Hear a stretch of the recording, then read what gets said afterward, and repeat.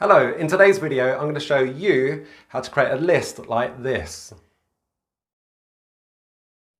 In this video today we're going to look at two examples. We're going to look at a basic list and we're going to look at a more dynamic one. Before I jump into the content, please click subscribe if you want to see more future videos like this. And please hang around to the end. I've got a challenge for you, a bit of homework, so please stay tuned. Right, let's go.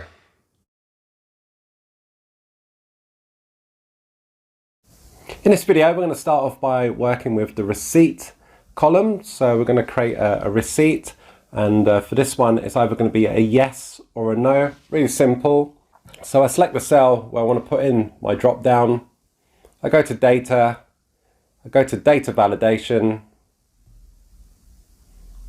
Where it says allow, I change this to list. And for the source, I can simply type it in manually. So I'm just going to type in yes or no. So whatever you want to appear in this drop down list, you just type it in there and just separate it with a comma. Click OK. Let's test my drop down. And there we have it.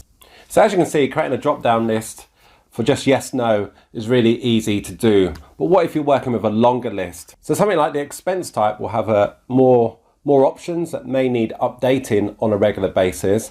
So what you would need to do is create that list separately and then get the source of the data validation to point to it. So I've created my lists. I've got expense category and expense type on this spreadsheet. As you can see, I'm creating it across the spreadsheet. And I find it easier to do it this way because it avoids any overlapping. It makes it easier to update. So that's your list. I'm going to go back to my sheet. So I now select the cell, go into data validation, choose list, and now I'm going to get a source to point to that list I created earlier. And what you're selecting here is whatever information you want to appear in your drop-down list. So avoid the heading if you don't want to include that. Now when it comes to updating this list, so maybe you want to add another expense type, you need to do this with care.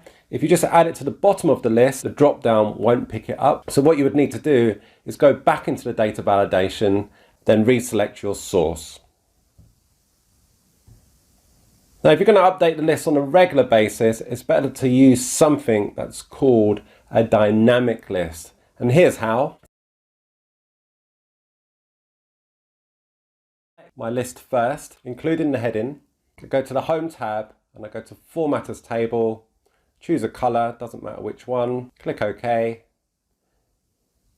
Got an option here to switch off the filter if I wanted to, but it's not important. And before I click away, I'm going to rename or name what's called the range. I'm going to name the range and I'm going to call mine the expense type. And you'll notice here that there's no space included. Press enter. And now I go back to data validation.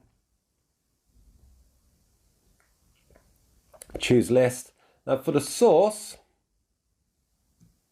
it's going to be equals to my named range. So remember expense type. But if you're ever unsure what you called your name range, then you can just press F3 on your keyboard and it will bring up all the name ranges. And all you have to do then is just double click, click OK, and there it is. And the great thing about a dynamic list, it's really easy to update.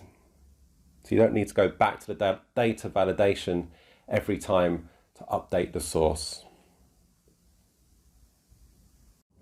So your challenge, if you choose to accept it, is to create a list like this. When I click on the expense category, this will drive the options for the expense type. To see the answers to this challenge, then click the video here. And remember to click subscribe so you can see future videos like this. I will see you in the next video.